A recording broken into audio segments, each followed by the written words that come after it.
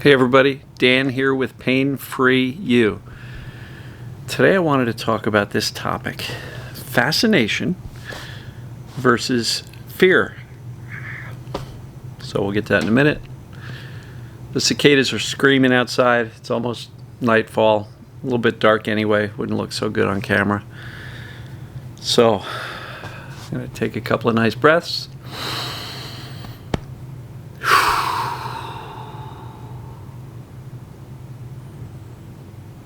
Relax your body so that your breath can take a natural.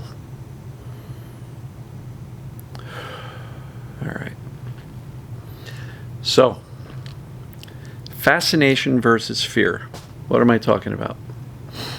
Well, when you think about your symptoms or your pains, you got a choice. You can either be fascinated by it or fearful of it.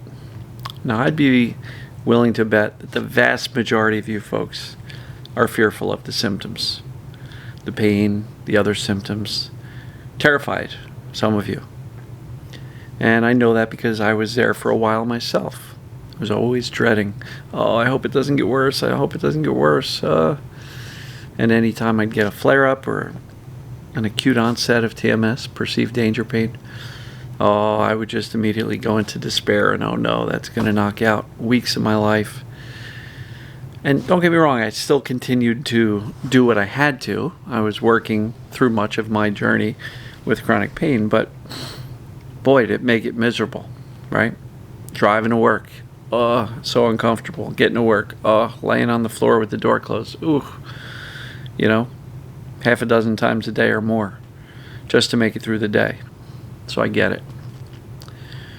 So what I'm going to encourage you to do is start looking at, number one, what's going on. Perceived danger is what's creating the pain. So when you look at it that way and go, wow, you mean the brain can create pain that significant? Yeah. Isn't that fascinating? Heck yeah. Holy cow, it's amazing what the brain can do, right? Now, fascination or fear. Because even if you look at it and go, yeah, the brain's creating it, but I'm terrified now. I'm terrified of my own brain. I'm terrified of being afraid. All right? Which in my estimation is not the best approach, because if you're fueling this perception of danger with more fear and more terror and more angst and worry and despair, is that perceived danger going to come down at all? Or are you basically fueling the fire, throwing logs on the fire?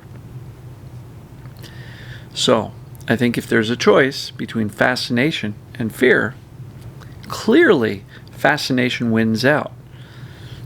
Because you can kind of view the symptoms with a view of curiosity. Well, what the heck?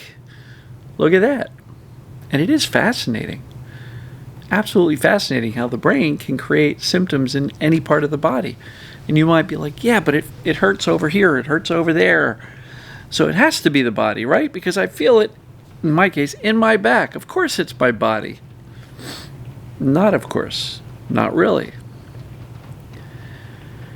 So fascination. I want to share a story with you. A gentleman in our group coaching program shared this today. And he said, he's been going from mostly bed rest to starting to, as he said, practice walking around. And somewhere in his notes from his journey with the TMS world, he found something that he started trying a couple of days ago. And it's the idea of saying, well, that's interesting, anytime the symptoms cropped up. So for example, he explained how he was practicing walking. And so if he got up out of bed or off the chair and started to walk, in his case, as the pain came on, his body kind of twisted up, right? And what he started doing is playing around with this concept. Oh, that's interesting. And he would feel the body relax. And he'd straighten up a little bit. Or if he tightened up and could barely walk, he'd go, that's interesting. And the brain would kind of let it go a little bit and he could walk better. His body would straighten up a little bit. So essentially what he's doing is he's looking at the symptom as if it's interesting, or in my words, fascinating. And the brain goes, well, if it's fascinating or if that's interesting, typically interesting is generally interpreted as a good thing. Unless you go, yeah, that person's pretty interesting. I get it. There's cases where we can use the term interesting in a very, very generic way, because interesting could be interpreted as good or bad, right? But in this case, this gentleman in the group program started viewing the symptoms as if they were interesting, and literally saying out loud, oh, that's interesting. Inevitably, he would find a shift. And, it's left to be seen how this will work long-term for him. But I've encouraged him. I said, look, you found a trigger for yourself to alleviate the brain's perception of danger, even if it's just for that moment and the short term thereafter. But if used consistently, he's essentially showing his brain, I'm not afraid. Because if he's continuing to stay interested, oh, that's interesting, and not reacting with the typical fear or freak out that this gentleman was used to experiencing, the brain will eventually catch on and go, well, those sensations, they're just interesting. They're not dangerous. They're not bad. And if he's not fearing them and he finds them interesting, that's going to go a long way towards teaching the brain that he's safe, right? So I'm going to encourage you to start looking at your symptoms from a place of fascination instead of fear. Because if you notice your symptoms, let's say you get up, you start walking, you do whatever, and the symptoms come on, and you go, oh no, and then you go running for the couch or the bed, you're confirming the brain's perception of danger, which is what turned on the symptoms in the first place. So what would happen if you just went, that's fascinating, that's interesting? You're not just telling your brain that you're unafraid, you're showing it. Because it's both the statement as well as the mental and emotional reaction. And so the brain eventually believes the dominant thought, the dominant response. For people who freak out, and then, hey, Dan, I tried to be indifferent this morning and it didn't work. The brain's going to believe the dominant response to the symptoms.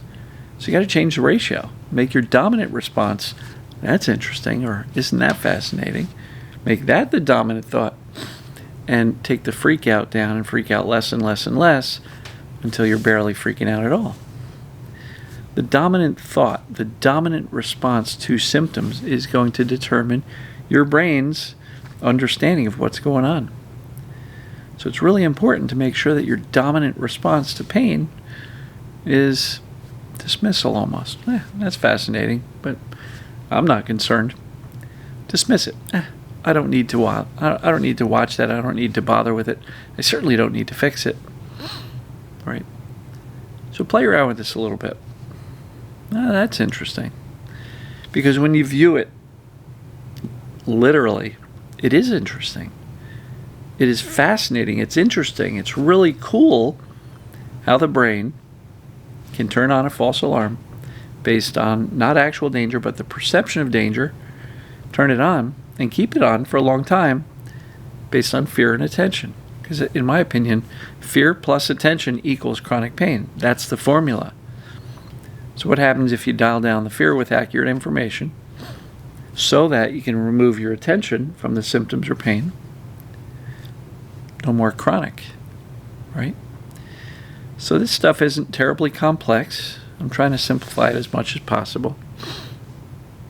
To anybody who's watching on YouTube, if you are not yet a subscriber of my channel, hit that big red button, give it a thumbs up. Definitely helps people see more of my videos. Helps them kind of suggest my videos to other people who might need it. And if you are finding value in these videos, you'd like more, you can join my group coaching. It includes a video course, as well as 4 times a week group coaching sessions via Zoom. Calls are recorded, so if you can't make the sessions live, you can still submit a question and get the answer and watch it on the recording. But a lot of people benefit greatly by showing up live, getting engaged in the conversations that take place there. We share victories, we support each other. There's an active chat that goes on behind the scenes. So I'll encourage you to check out the group coaching if you'd like to take my help to the next level, get a deeper dive, and regular support, direct one-on-one access with me, sitting there on the Zoom call. Raise your hand. I'll talk with you directly. Yes, it is in a group format, but there's no reason to be embarrassed because everybody else in the room is going through the same thing you are, albeit different symptoms, but they get it. They understand it. They'll support you and cheer you on. And people are making lifetime friends in that community, in the family as they call it.